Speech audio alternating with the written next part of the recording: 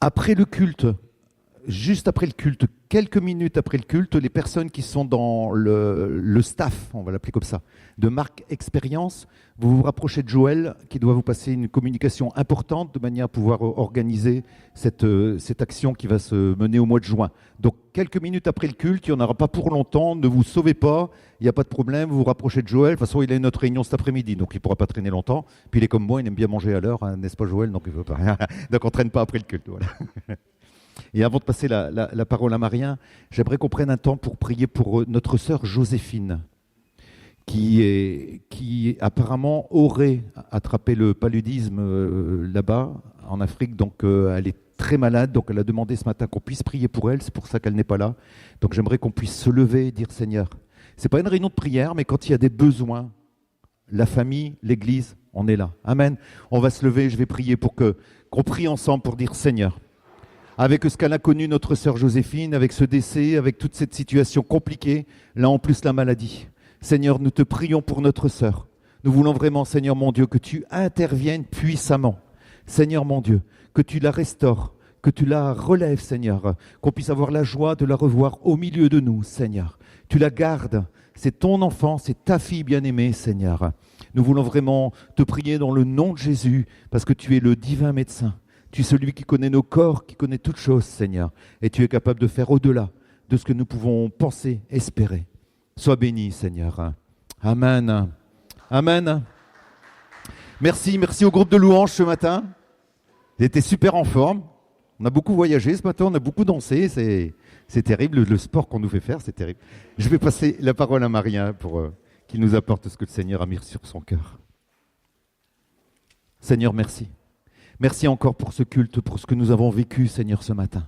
Nous voulons vraiment aussi être attentifs à ce que tu as à nous dire, Seigneur, à comprendre ce que ta parole nous enseigne. Tu nous as laissé ta parole, Seigneur, et c'est un bien bien précieux de ne pas être oublieux de ce que tu vas nous dire, Seigneur, ce matin. Amen.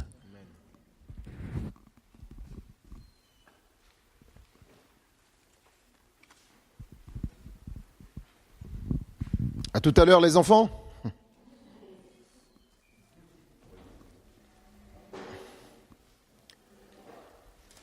Est-ce que vous allez bien? Alors, j'ai vu des petits yeux ce matin, ça veut dire que c'est la fatigue. Et puis, j'ai vu des allergies, il me semble. On va prier pour ça. Toutes les personnes qui souffrent en ce moment d'allergie, est-ce que vous pouvez juste lever les mains? Gardez vos mains levées. Seigneur, nous voulons prier ce matin pour tous tes enfants qui sont ici dans cette salle, qui souffrent des allergies en ce moment. Nous voulons prier au nom de Jésus pour que tu répandes, Seigneur, l'onction de guérison maintenant et que tu touches, Seigneur, chacun maintenant. Nous prions, Seigneur, qu'à partir de maintenant, dans les heures, dans les jours, les semaines à venir, qu'il y ait un changement radical. Nous te bénissons, Seigneur, nous te louons. Au nom de Jésus. Amen. Amen. Je suis content de revoir certains amis. Bienvenue à Steve et Ali. Physiquement là. Voilà, on se voit sur Zoom. Mais bon, en Angleterre, on peut pas. La dernière fois, on a fait la réunion de conseil, on a mangé des pizzas. Il était en lit, donc on ne pouvait pas lui donner la pizza. Du coup, c'est compliqué. Bon. Amen. Et je salue aussi tous les amis qui sont là aussi pour la première fois et qui reviennent nous visiter. Notamment la famille de mon cher frère derrière qui est venu avec sa fille aujourd'hui et son épouse. Que le nom du Seigneur soit béni. On continue. Est-ce que vous êtes en forme? Voilà. On continue. Donc notre enseignement sur les épreuves de la traversée du désert. Les épreuves de la traversée du désert. Bien entendu, après la Pâque, Dieu a décidé de libérer les enfants d'Israël. Amen. Après l'esclavage en Égypte, Dieu a décidé de libérer les enfants d'Israël. Après l'esclavage dans le péché, ou du péché, Dieu a décidé de te libérer, toi, moi, de l'esclavage du péché. Amen.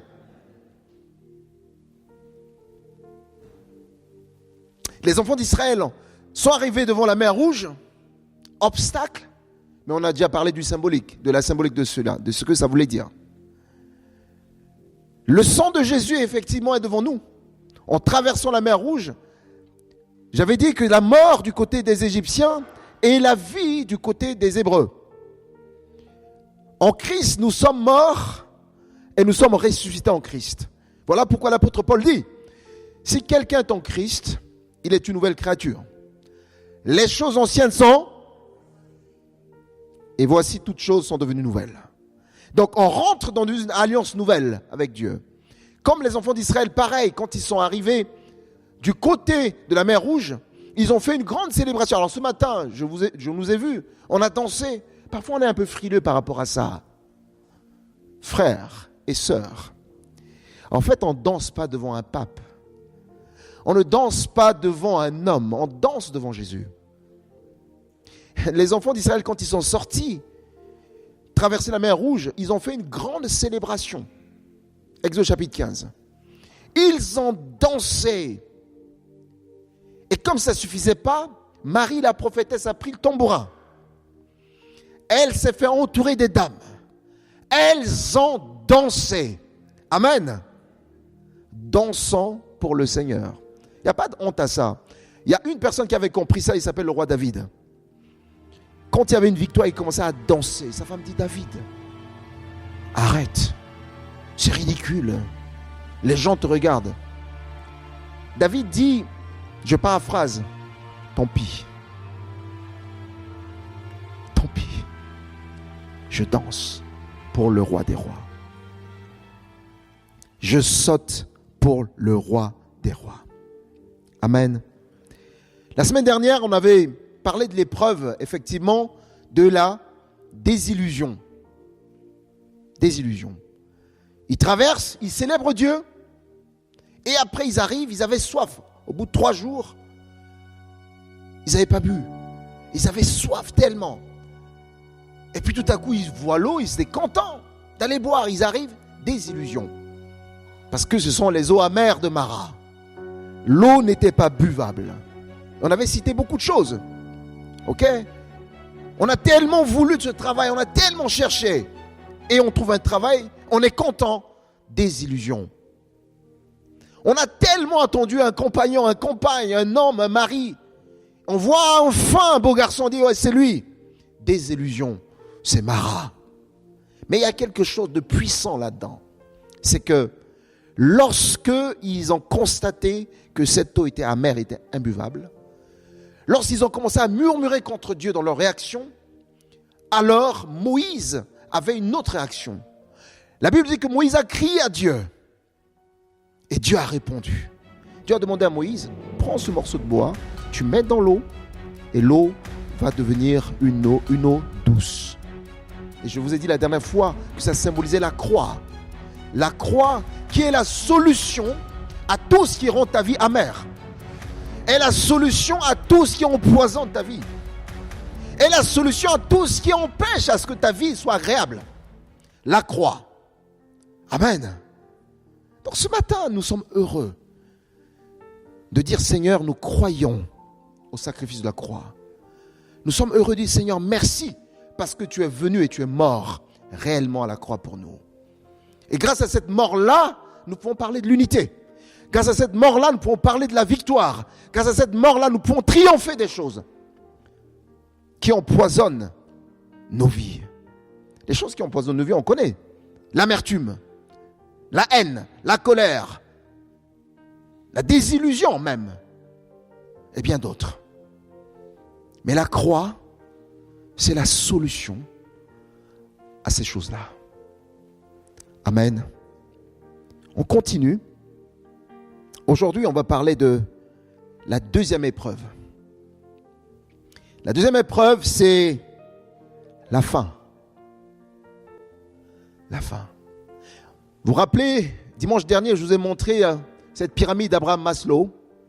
Le premier niveau, c'est les besoins physiologiques primaires, dans lesquels je vous avais cité l'hydratation, l'eau, l'alimentation, la nourriture. Je vous ai parlé du sommeil.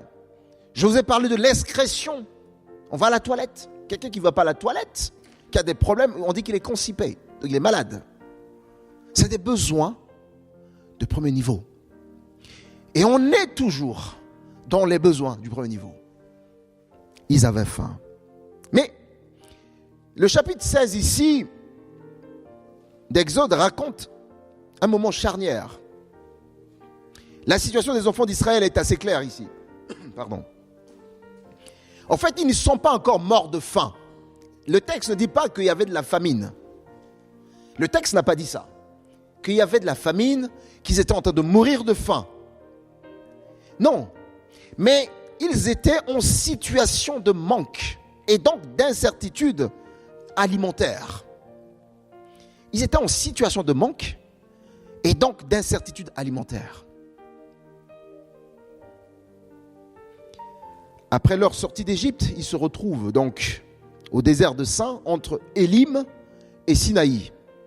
Donc, Exode chapitre 16, verset 1, nous précise là où ils se trouvaient exactement. Et le texte dit même, c'était le 15e jour du second mois de leur sortie d'Égypte. Voilà toutes les précisions nécessaires. Mais entre-temps, il y a eu déjà beaucoup de choses. Déjà la libération en Égypte,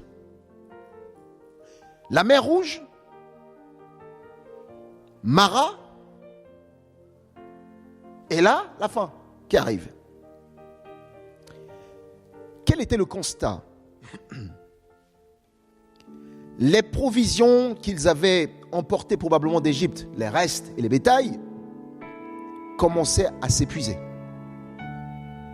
Parce que le texte ne dit pas qu'ils étaient dans un temps de famine. Mais probablement les provisions commençaient à tarir, à s'épuiser. Ça parle peut-être à quelqu'un ce matin. Ton compte commence à baisser significativement. Même ton grenier commence à baisser. Le frigo commence à se vider. Le réservoir de ton carburant commence à se vider. Non, c'est de la vraie vie. Et tu commences déjà à réfléchir. Tu n'es pas encore en panne sèche. Mais tu sens le danger arrive. Le danger est en train d'arriver. Tu le sens. Le danger est arrivé.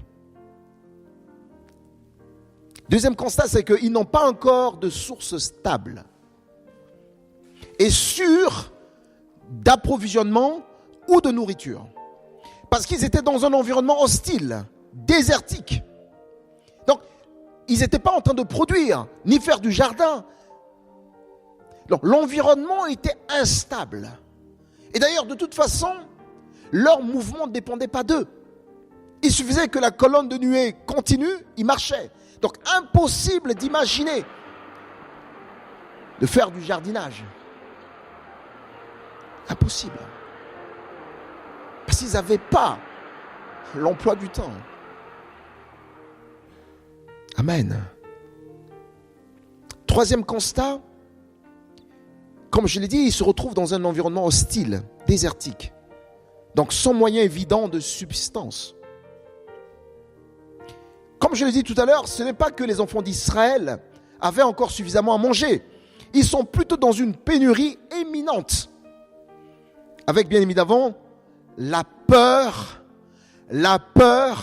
de manquer. Ce matin, nous avons chanté « Je ne suis plus esclave de la peur, mais je suis enfant de Dieu ». Voilà ce qui a plongé les enfants d'Israël dans cet état-là, la peur de manquer. Pas parce qu'ils avaient déjà manqué, mais ils avaient la peur de pouvoir manquer par la suite.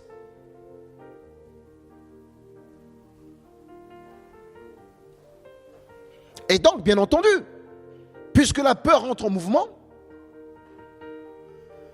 ils ont commencé à murmurer. En fait, à la place de Moïse, j'allais dire, ok, c'est fini, votre cassette est rayée. Parce que c'est toujours le même protocole. Ils murmurent, ils râlent, des paroles dures. Maintenant, pourquoi est-ce que il murmurait-il? Le peuple a faim. Bon, jusque-là, classique, il n'y a rien de méchant de dire à Dieu ou de dire à un frère ou à une sœur ce qu'on ressent. Ce n'est pas un péché de dire à un frère, frère, j'ai faim, ou Dieu, j'ai faim. J'ai soif, j'ai peur, je suis en colère, je suis triste. Ce n'est pas un péché de dire ça.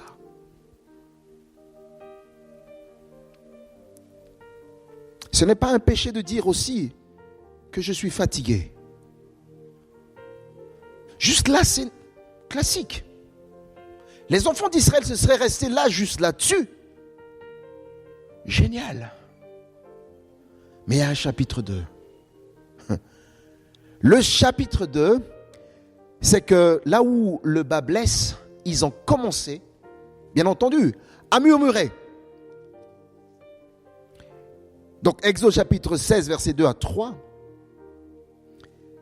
c'est leur réaction que le texte va décrire. Première réaction.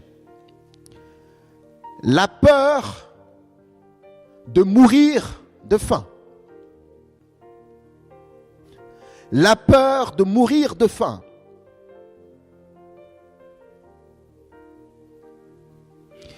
Parce que ce sentiment est rentré en mouvement, alors ils ont commencé à regretter l'Égypte. Ils ont commencé à être dans une forme de nostalgie. D'ailleurs, là, quand vous lisez le texte, oui, on était assis autour de pots de viande. Quand tu entends ça, tu as l'impression que ça mijote. Pot de viande. On n'avait pas ce problème-là, l'odeur qui passait de partout. Oh, l'Égypte était bien. Qu'est-ce qu'on était bien en Égypte? Ils idéalisent le passé parce qu'ils ont peur du présent. Parlons même pas du futur. Ils idéalisent le passé parce qu'ils ont peur du présent. Frères et sœurs, ce matin, peut-être tu es là, tu as peur du présent.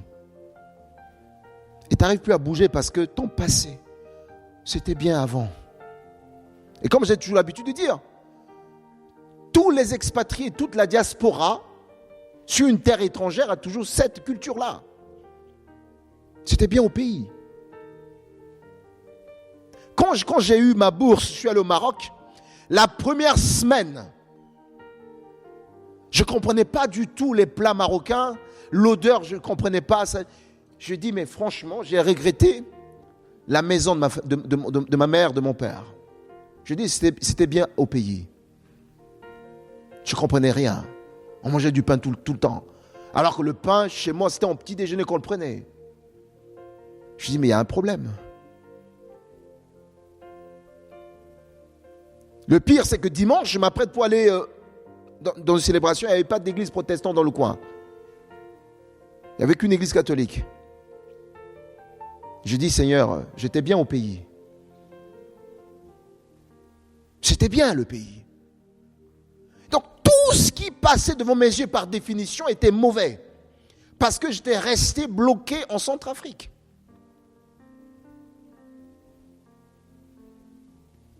Même si les gens par gentillesse nous offraient des plats de couscous, je regardais et je dis non, c'était bien à Bangui. Là-bas, au moins, il y avait des tentes, des machins, etc., des habitudes, etc. Les couscous, là, franchement, c'est... Jusqu'au jour où le Seigneur va te faire comprendre qu'au fait, il t'amène ici parce qu'il a un plan pour toi.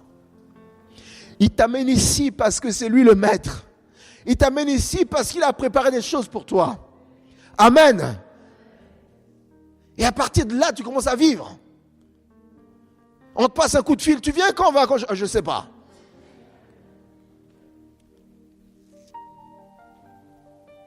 Je quitte le Maroc, je viens en France, première année pareil. Oh, j'étais bien au Maroc. Alors que je n'étais pas bien quand je partais de Centrafrique. Amen. La peur de mourir de faim. Et cette peur-là les a poussés à aller loin dans leur analyse. Ils vont dire des choses dures. Ils vont dire, car vous nous avez menés dans ce désert pour faire mourir de faim toute cette multitude. C'est le verset 3. C'est grave. C'est une accusation grave. Littéralement, ils étaient en train de traiter, littéralement, Aaron et Moïse des assassins. Sinon, des complices à un plan machiavélique, suspect pour éliminer tout le monde. La peur les pousse à ne plus faire la différence entre le libérateur et le bourreau. Alors que quand ils sont sortis de la mer Rouge, la Bible dit qu'ils ils ont loué Dieu, ils ont cru en Dieu et à Moïse son serviteur. Voilà quelques semaines plus tard, ils disent non, vous, on sentait le truc venir. Déjà quand on te voyait en Égypte, on savait très bien que ton plan était un peu bizarre. Vous nous avez amenés là, on a compris. Pour nous tuer de faim, c'est tout. Point final. C'est dur.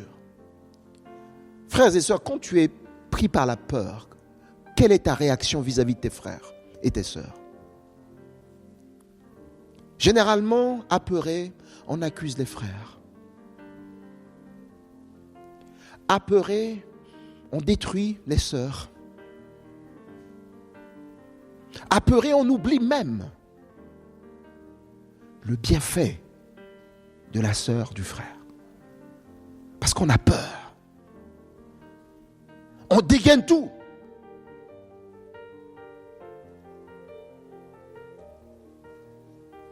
Et dans la manière dont il réfléchit, tu as l'impression que l'esclavage semble paraître préférable quand le ventre est vide. Quand on a faim, on ne raisonne plus. Il y a même un adage en Afrique qui dit ventre affamé n'a point d'oreille, mais il a un sacré nez. Qui a inventé ça?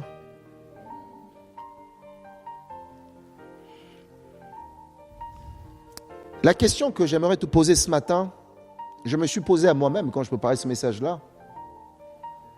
Que fais-tu? Quelle est ta réaction quand tu as peur de ne pas être à la hauteur? Quand tu as peur de mourir de faim, la faim peut être liée à beaucoup de choses. Ce n'est pas simplement la nourriture physique, mais ça peut être aussi la nourriture physique. Quand tu as peur de manquer, comment tu es chez toi? Comment tu es avec les autres? Il y a des personnes, lorsqu'ils regardent son compte, ils sentent que il y a des dépenses qui sont parties, il n'a pas compris. Alors la maison devient un couvre-feu. On devient désagréable, on devient amer. On ne comprend plus rien à ce qui se passe. C'est l'argent, juste l'argent. Il y a même des couples, parfois c'est compliqué. Il a prévu de manger sa petite côtelette. Il avait l'idée qu'il va rentrer manger, il arrive, sa femme a donné à quelqu'un d'autre. Et là, c'est un problème à la maison. Non, mais vous n'avez pas idée. Il va refuser toutes les nourritures de la maison, juste à cause de sa côtelette, parce qu'il avait prévu.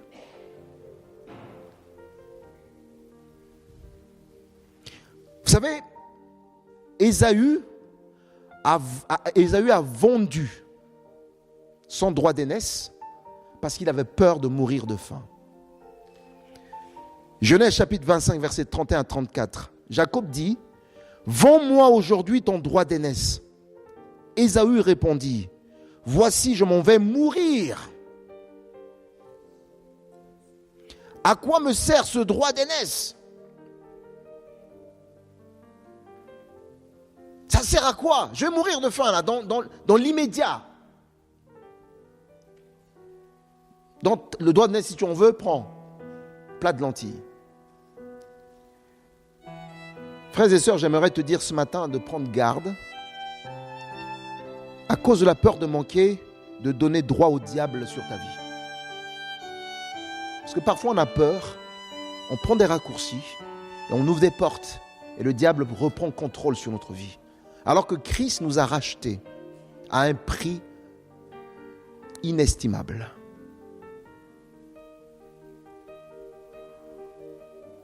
Tu as peur de ne pas trouver de travail? Eh bien, tu es prêt à tout. Tu es prêt à tout.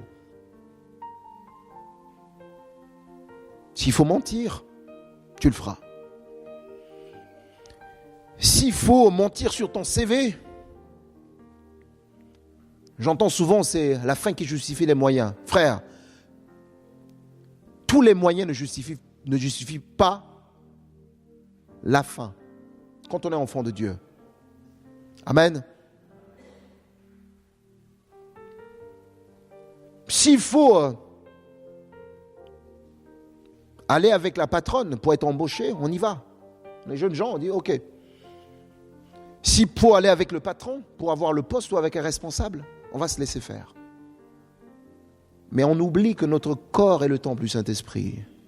Et la Bible dit, celui qui détruit ce corps-là, moi je le détruis. Le manque d'aujourd'hui ne signifie pas que c'est fini pour toi. C'est pas parce qu'aujourd'hui tu n'as pas que ta vie s'arrête là.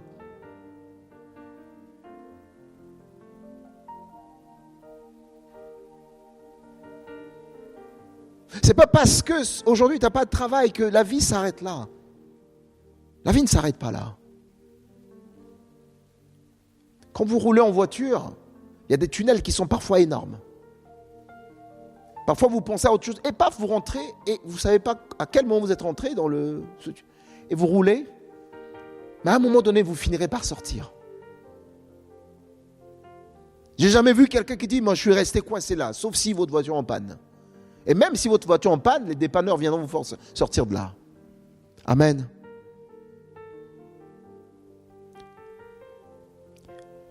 La deuxième chose où la peur a amené, c'est que il y avait le manque de confiance. Les enfants d'Israël avaient manque de confiance, avaient ce manque de confiance en Dieu. Et pourtant, ils venaient de vivre des miracles extraordinaires, déjà en Égypte.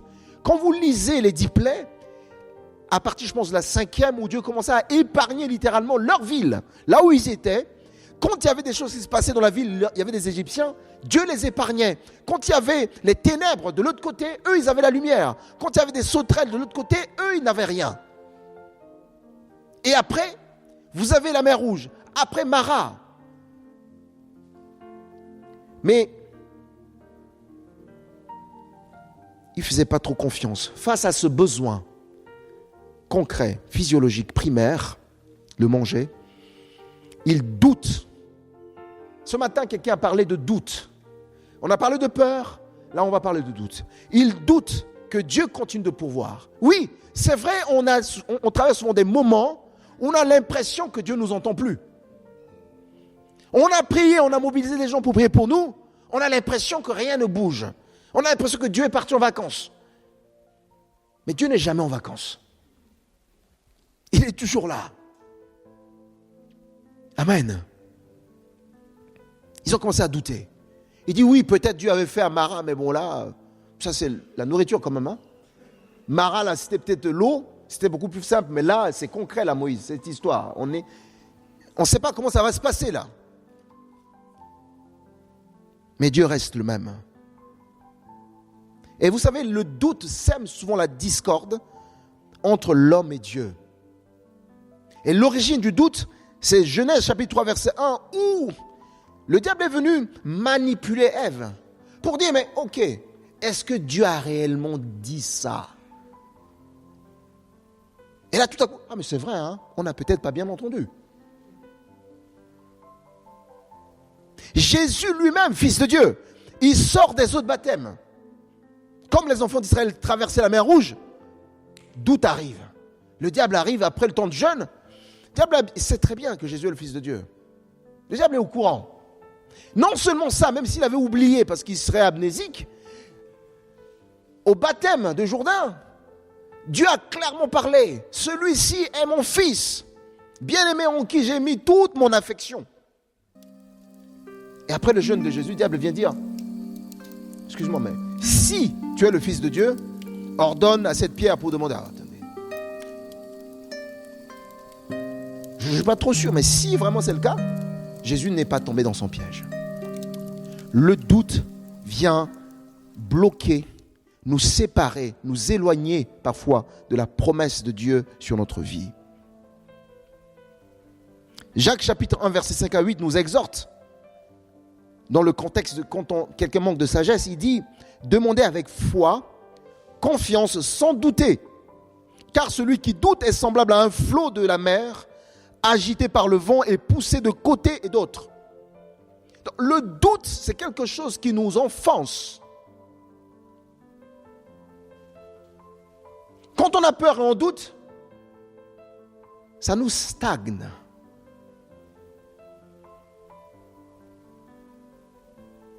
Je ne parle pas de la peur quand tu traverses la route, la voiture klaxonne, tu mets de côté. Ça t'aide à éviter les dangers. Je ne parle pas de ça. Parce que Dieu a créé ça. Ça fait partie des émotions, ce qu'on a. Dieu a créé. Mais la peur qui tétanise, qui nous pousse à nous révolter contre Dieu, alors là, ça ne vient pas de Dieu. Et le doute aussi. Ce matin, quels sont les points sur lesquels tu doutes vraiment? Il y a peut-être des gens ici ce matin qui doutent même d'eux, de leur identité, qui ne savent même pas qui ils sont. D'abord, qui ils sont tout court et qui sont en Christ. Et donc, quand le diable sait qu'on ne sait pas qui on est, alors le doute est là. Tu pries pour une situation, ça marche. Oh Seigneur, merci, ça ne marche pas. Seigneur, est-ce que tu es toujours avec moi? Qu'est-ce que j'ai fait? Qu'est-ce que j'ai péché quoi? Seigneur, etc. Allez, 3 jours de jeûne Esther. 2 semaines, 21 jours. Non, mais c'est pas là. Non, mais Dieu est souverain. Et comme ce n'est pas suffisant, parfois des gens qui viennent avec des grosses Bibles pour vous citer des versets bibliques. Frère, comme les amis de Job. C'est des situations comme ça, tu as dû forcément faire quelque chose. Au nom de l'évangile, pour t'enfoncer. Et si c'est Franck qui vient chez moi pour me dire, frère, tu vois, la Bible dit, il me cite 3-4 versets, bah là, je dis, c'est vrai, on commence à douter tous ensemble.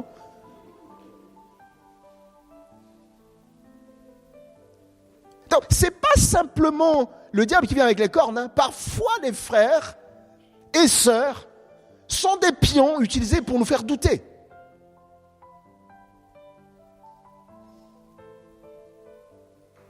Moi, j'ai vu une vidéo là de gag, mais ça m'a fait trop rire. Il y a une personne qui avait son saut de perche, qui passait tout son temps à s'échauffer. Il s'approche, il recule. Les autres viennent, ils sautent. Il est là, machin, etc. À un moment donné, il abandonne, fatigué. Plus il doute, plus ça devient compliqué. Plus il doutait, plus il voyait le truc encore plus haut. Et à un moment donné, il se fatigue. Il laisse tomber. Je pense que beaucoup de personnes, nous avons déjà abandonné les choses. Nous avons déjà baissé les bras. Parce qu'on a tellement douté, on est épuisé, on est fatigué. Ce matin, le Seigneur veut te libérer de la peur, te libérer du doute. Quand Dieu a parlé, comme dans Habakkuk, Dieu a parlé, quel que soit le temps, la prophétie est déjà annoncée. Le prophète Habakkuk nous demande de l'attendre. Ça s'accomplira, certainement. Ça s'accomplira. On ne sait pas quand. Mais quand Dieu a parlé, il a parlé. Est-ce que nous le croyons? Amen. Troisième élément pour les enfants d'Israël, c'était l'inconfort du désert. Le désert n'est pas confortable. Sauf si on décide, on a les moyens, des 4x4, etc. On va s'installer, etc., faire du tourisme, etc. Ça, c'est autre chose. Mais même là, il suffit simplement que votre 4x4 tombe en panne, que vous commencez à paniquer. Le désert, l'inconfort du désert, comme vu lors du premier message, le désert présente ici la solitude. Le désert présente l'inconnu, l'insécurité, la dépendance totale à celui qui vous guide. Et donc, la notion de la dépendance totale génère de l'angoisse.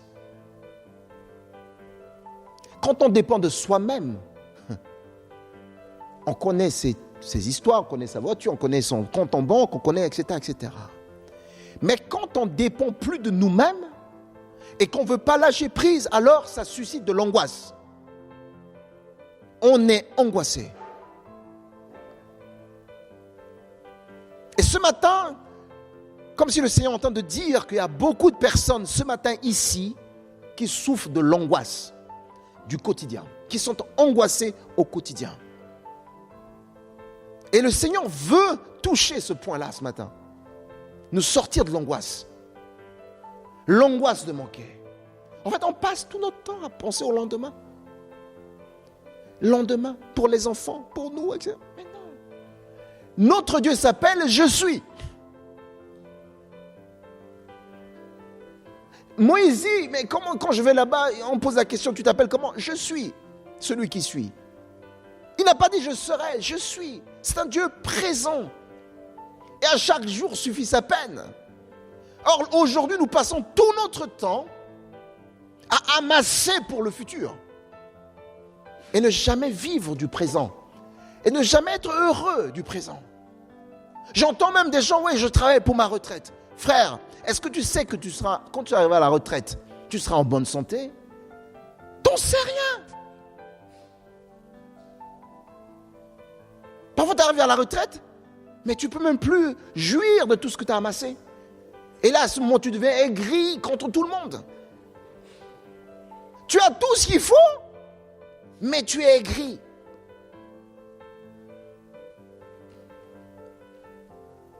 Notre Dieu, il s'appelle « Je suis ».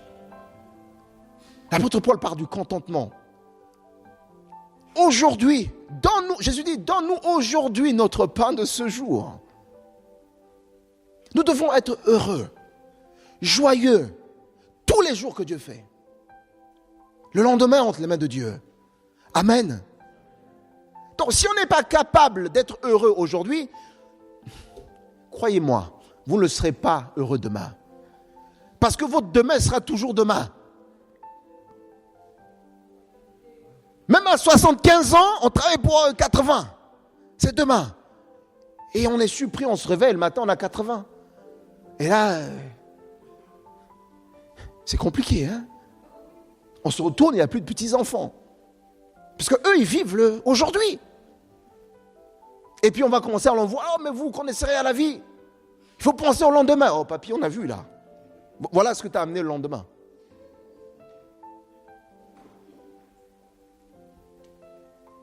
Amen. L'angoisse. Le Seigneur veut nous libérer de l'angoisse. De l'angoisse. Bien entendu, après tout ça, il y a une réaction humaine classique. Quand ton besoin vital, nourriture, travail, santé est menacé, la réaction immédiate souvent, c'est la plainte, les murmures, voire la révolte. Souvent, c'est très bien de dire, on est dans des trucs spirituels globaux. Ouais, Seigneur, tu vois, la vie, mais quand ça t'atteint, toi, là, vrai problème, tu n'as pas tes papiers. En fait, tu es entre toi et ton problème. Tu rentres à la maison, tu n'as rien à manger. Tu regardes ton compte, il n'y a rien. Mais en plus de ça, tu reçois des factures qui arrivent. Parce que les factures n'attendent pas. Hein. Plus des coups de fil. Monsieur, vous êtes en retard de ou madame, etc. Oui, je suis au courant.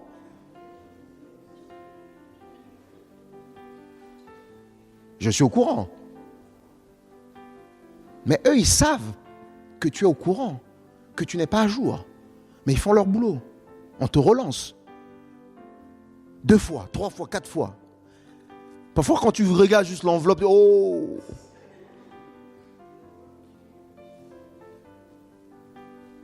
Et tu commences à te plaindre. À te dire même des mauvaises choses sur ta propre personne, à te dénigrer toi, que tu ne sers à rien, que tu ne vaux rien. Tu ne sais même pas pourquoi tu es venu sur la terre. Frère, Dieu t'a créé. Dieu t'a envoyé sur la terre. Il veut faire de toi l'ambassadeur pour son royaume.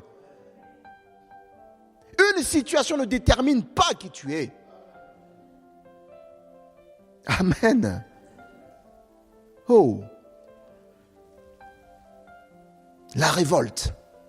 Comme on n'a pas réussi à voir Dieu physiquement, c'est les autres qui ramassent. Bonjour frère. Ah mais je ne suis pas bien en ce moment là. Ah mais d'accord, mais... D'accord.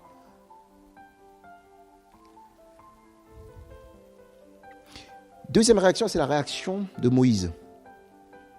Moïse dit, il revient devant le Seigneur et dit, Seigneur, qu'est-ce que je vais faire de ce peuple-là?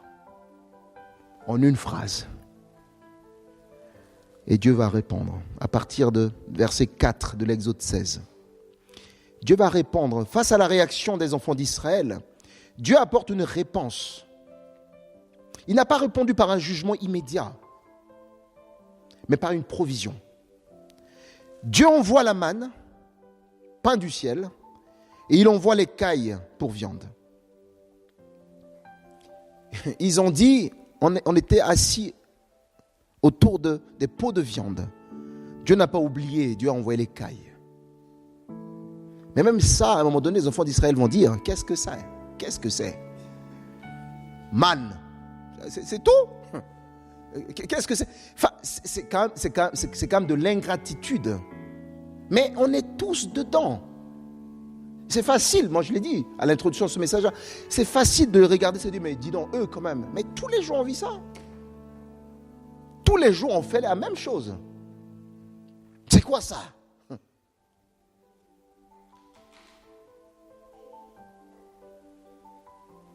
Ce passage ici montre, en effet, moins une famine réelle qu'une crise de confiance face à un manque naissant. Quelles sont donc les caractéristiques effectivement de la réponse de Dieu? Je vais aller très vite là-dessus. La première réponse de Dieu, c'est une réponse concrète, mais spirituelle. Une réponse concrète, mais spirituelle. Dieu ne fait pas qu'apporter la nourriture pour répondre aux besoins de la faim. Il donne une nourriture quotidienne et inhabituelle, appelée par les enfants d'Israël eux-mêmes la manne. Bien-aimé, ce matin, j'aimerais te dire que Dieu répond à nos besoins, mais pas souvent à nos envies. Amen. Dieu répond à nos besoins parce que Dieu connaît nos besoins. Dieu sait ce qui est bon pour nous, mais pas forcément à nos envies. Amen. Et c'est ça la bonne nouvelle.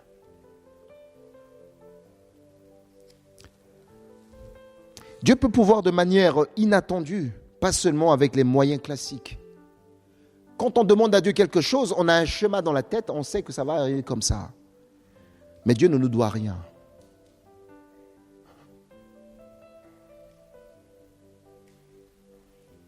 Il nous secourt par sa grâce.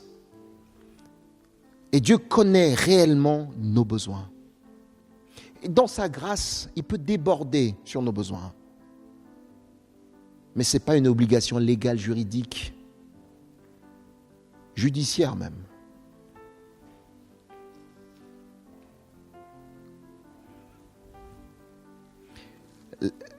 Deuxième caractéristique, effectivement, de la réponse de Dieu, c'est la manne et les cailles chaque jour.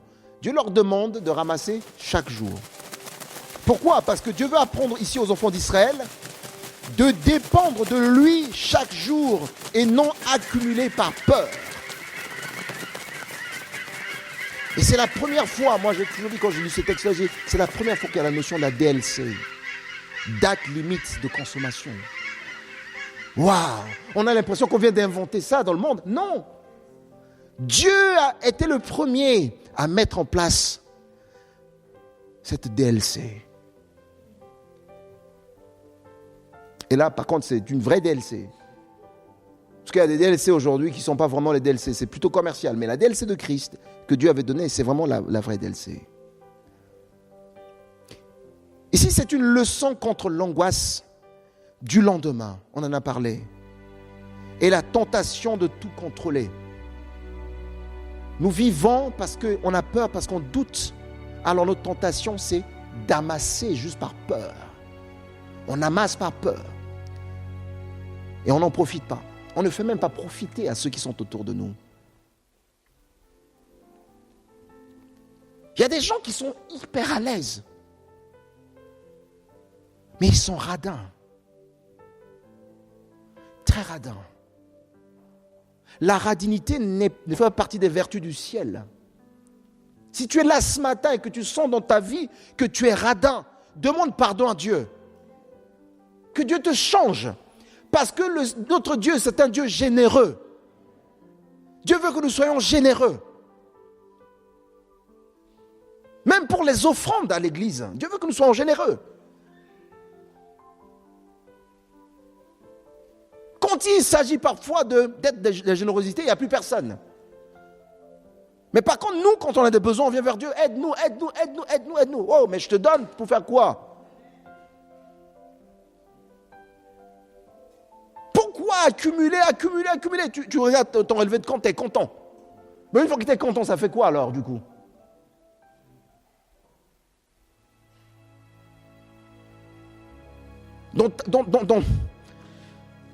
Dans tes greniers à la maison, tu as 15 sachets de pâtes, 20, 40, 10 sacs de riz, et tu es content. Ça sert à quoi? Tu as 3 congélateurs. Oh! Oh! Oui, Dieu nous donne la responsabilité de travailler, de planifier, c'est bien. Mais il ne faut pas que notre planification nous empêche de dépendre de Dieu. Il ne faut pas que notre planification nous empêche d'être généreux. Dieu, c'est un Dieu généreux. Soyons généreux.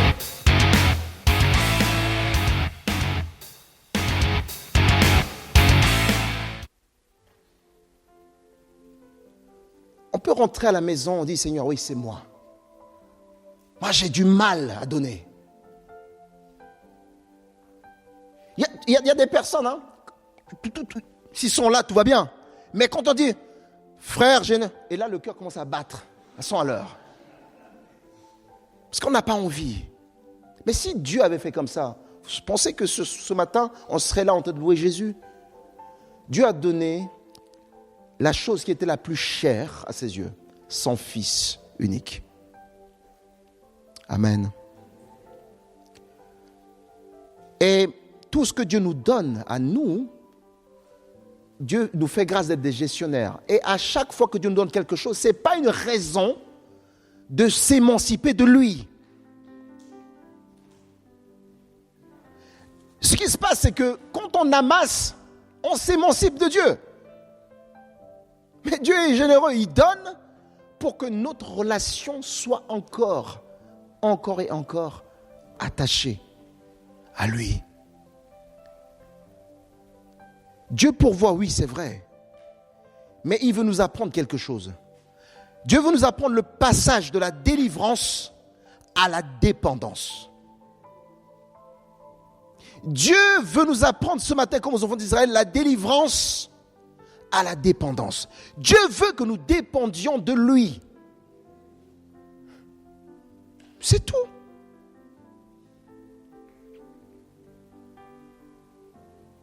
Parce que si nous ne dépendons pas de Dieu, la chose à laquelle nous sommes dépendants, si on l'enlève, on tombe en syncope. On tombe dans la dépression. Parce que nous ne dépendons pas de Dieu, mais nous dépendons des choses de ce monde. Nous dépendons des statuts. Il y a des personnes, il a une petite responsabilité en entreprise ou à l'église.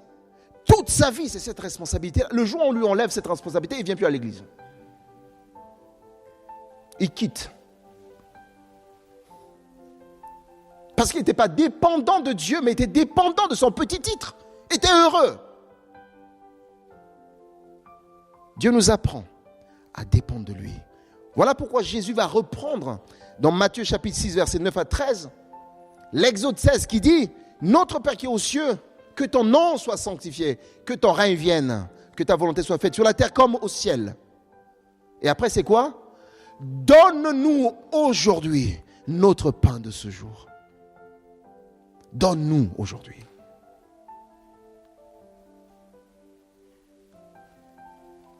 Le pain de ce jour, c'est la nourriture, mais c'est tout ce qui est vital pour nous, tout ce dont nous avons besoin.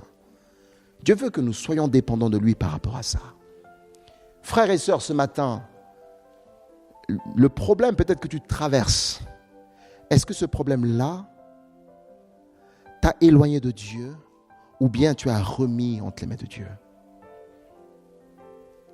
Quelle est la chose auquel tu es tellement attaché qui est devenue ta dépendance au lieu de dépendre du maître?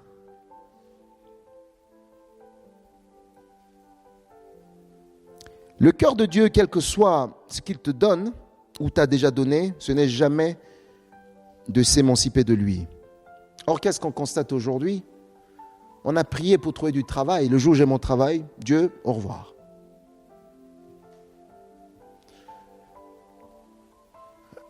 Le jour où j'ai demandé les papiers, j'ai les papiers, Seigneur, merci, mais au revoir. Moi, j'ai connu des gens comme ça, à qui on a prié vraiment pour des besoins, des papiers, des situations difficiles. Et une fois, d'ailleurs, même quand ils ont leurs papiers, je n'étais même pas au courant. Après, moi, c'est rien, c'est pas... Mais Dieu, au revoir. Il y a des gens aujourd'hui qui, tu les vois servir Dieu à fond la caisse parce qu'ils ont un intérêt derrière. Et le jour où cet intérêt arrive, il n'est plus là. Tu vois quelqu'un qui sert Dieu à fond la caisse parce qu'il veut se marier. Et comme il y a beaucoup de belles sœurs ici, je suis à fond. Parce qu'il y a des beaux frères ici, pas les beaux frères, mais des beaux garçons. Je suis à fond la caisse. Mais le jour où je me marie, c'est fini. Tu es là ce matin pourquoi? Pour un intérêt? Après, pour s'émanciper de Dieu? Ou bien tu es là parce que tu aimes Dieu vraiment, de tout ton cœur?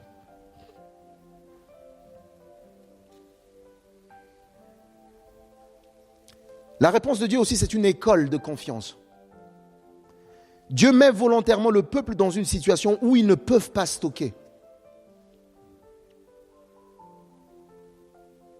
Ils ne peuvent pas prévoir sur du long terme.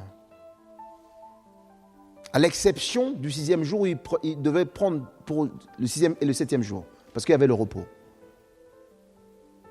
Mais pour qu'ils apprennent donc à développer une confiance progressive, jour après jour, à Dieu. L'église New Life, comment on est? Est-ce qu'en tant qu'église, on est une communauté qui est apprenant de développer cette confiance à Dieu jour après jour? Oui, on a beaucoup de défis aujourd'hui ici, de défis matériels. Il y a beaucoup de personnes qui n'ont pas de travail. Nos travaux n'avancent pas. On a des besoins de pouvoir avoir des temps partiels ou des temps complets à l'église pour servir efficacement. Ce sont ces besoins-là. Mais est-ce que malgré ces défis-là, on apprend tous les jours à compter sur Dieu? Ou bien on est tenté de prendre des raccourcis? Dieu éprouve ici comme ça l'obéissance des enfants d'Israël. Certains par peur, par manque de confiance, gardent leur manne pour le lendemain. Il y a des gens qui ont tenté. Mais le problème, c'est que le lendemain, ces mannes pourrissent.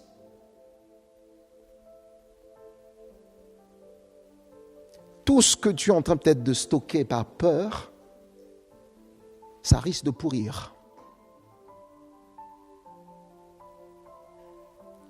Et ça fait mal.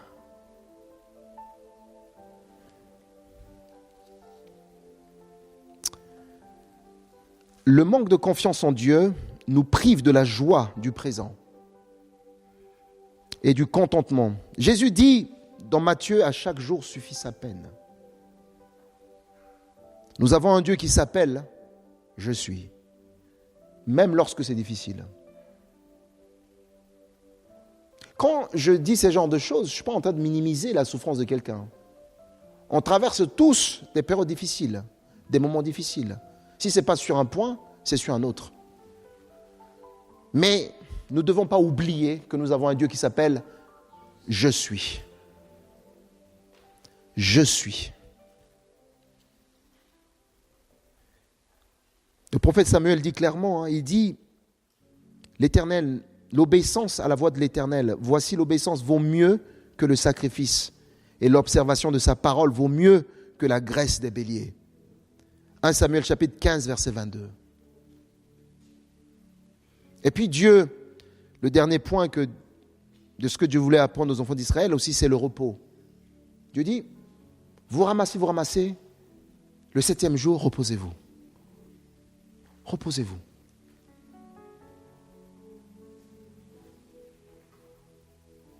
Dieu pourvoit, mais il valorise aussi le repos spirituel et physique.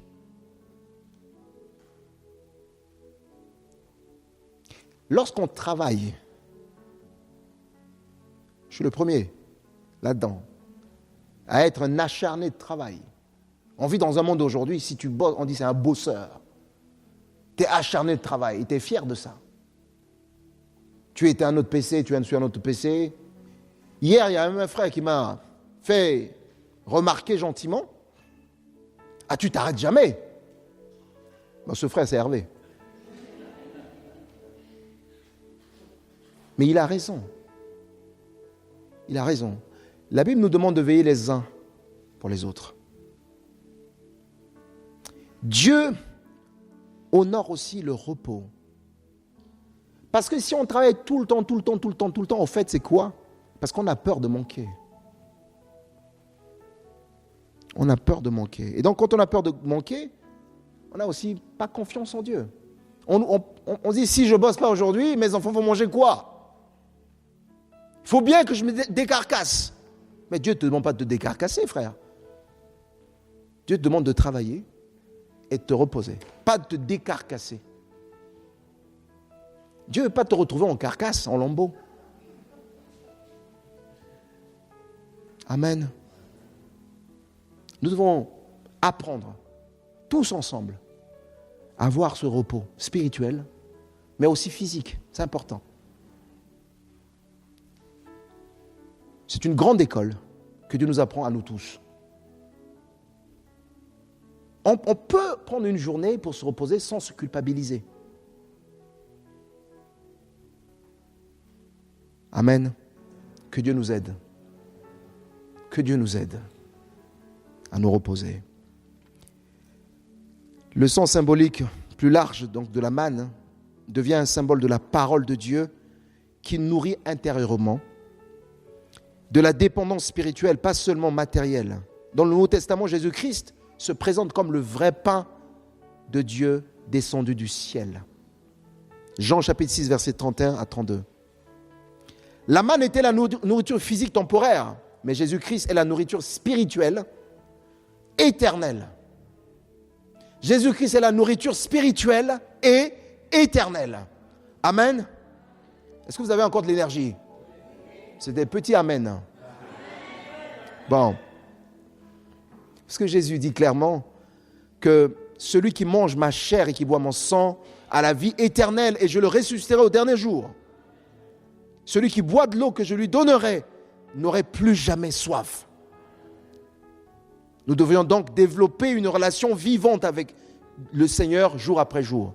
Pas simplement vivre dans la nostalgie spirituelle du passé. Ah, mais tu sais, il y a 20 ans, j'avais chassé les démons. Tu avais chassé un petit démon. Depuis 20 ans, et jusqu'à aujourd'hui, tu ne fais plus rien. Et tu passes ton temps. Ah, mais c'était bien avant. Hein? Ah, je me rappelle, c'était en 90, j'avais chassé un démon. Un petit bébé démon qui circulait là. Et puis, oui, c'est important de pouvoir se rappeler des victoires que Dieu nous a accordées. Oui. Mais Dieu veut qu'à chaque jour suffit sa peine. Nous devons lire la parole de Dieu tous les jours. Nous devons vivre dans le prophétique tous les jours. Nous devons expérimenter les dons spirituels tous les jours. Pas simplement il y a 20 ans. Ou quand on était jeune, c'était bien. Hein? On avait des cons, il y avait du feu. Et alors? Tu as juste pris de l'âge. Mais ça peut continuer. Amen. Je nous secoue un peu ce matin. Hein.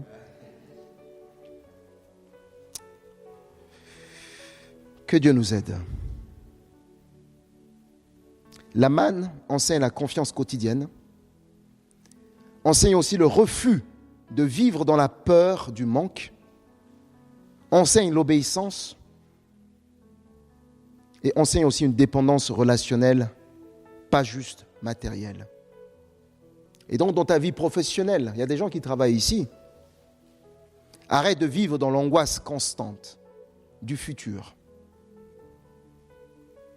Faire sa part, comme je l'ai dit tout à l'heure, planifier, travailler, c'est bien, mais il faut faire confiance à Dieu pour le reste. Exemple, ne pas sacrifier sa famille, sa relation avec Dieu, sa santé physique, par peur de manquer. Donc, les finances que Dieu te donne, évite l'accumulation anxieuse. La thésaurisation, c'est bien, mais il faut éviter l'accumulation anxieuse. Parce que dans l'ancienneté, on va accumuler. Il faut vivre comme ton Dieu qui dit « Je suis le Dieu qui s'appelle Je suis ». Il faut profiter de ce que Dieu te donne aujourd'hui, sans forcément te soucier du lendemain. Luc chapitre 12, verset 21, il dit « Il en est ainsi de celui qui amasse des trésors pour lui-même et qui n'est pas riche pour Dieu. » Apprends aussi une gestion équilibrée basée sur la confiance en Dieu. Épargner avec sagesse sans forcément idolâtrer l'argent. Amen. Maintenant, dans ta vie spirituelle, cherche Dieu chaque jour, comme la manne. Prie, lis la parole de Dieu régulièrement, tous les jours. La relation avec Dieu ne se stocke pas. Tous les dimanches, je viens, je fais le stock. Et je reviens dimanche prochain, je refais le stock. Non. C'est tous les jours avec le Seigneur.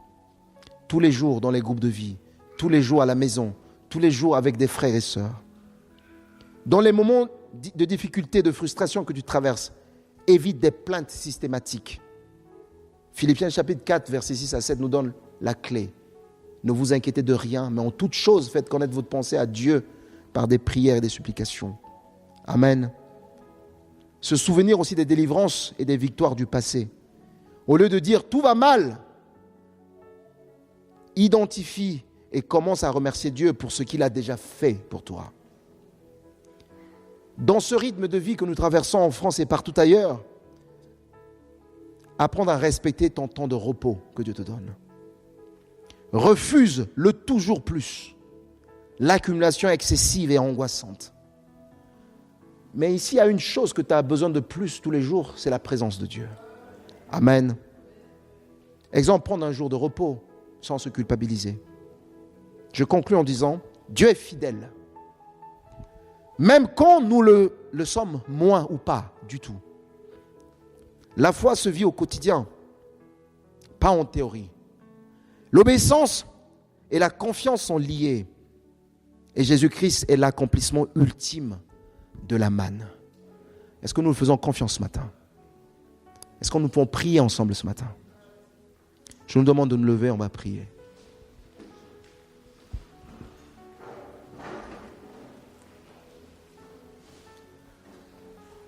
Seigneur Jésus.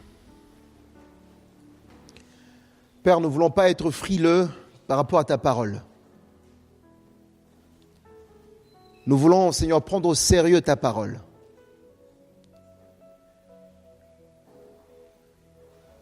Et nous voulons prendre du temps pour ta parole. Je te remercie, Seigneur, pour ce matin. Tu nous as ouvert les yeux sur le doute, sur la peur, sur l'angoisse, sur toutes ces choses, Seigneur, qui nous poussent à la rébellion vis-à-vis de toi. Je prie, Seigneur, ce matin que tu touches ton Église, chacun de nous ici. Remplis nos cœurs, remplis nos vies, Seigneur, de toi. Nous voulons, Seigneur, être des enfants de Dieu heureux, joyeux, jour après jour, malgré les difficultés, Seigneur, de la vie. Seigneur, enseigne-nous. Nous ne voulons pas, Seigneur, recopier ce que nos aînés ont fait dans le désert. Seigneur, leur exemple nous sert aujourd'hui de leçon. Alors aide-nous, Seigneur, à pouvoir avancer avec toi dans la confiance. Touche nos vies, Seigneur. Change nos vies pour ta gloire. Et bénis ton Église ici. Nous te bénissons, Seigneur.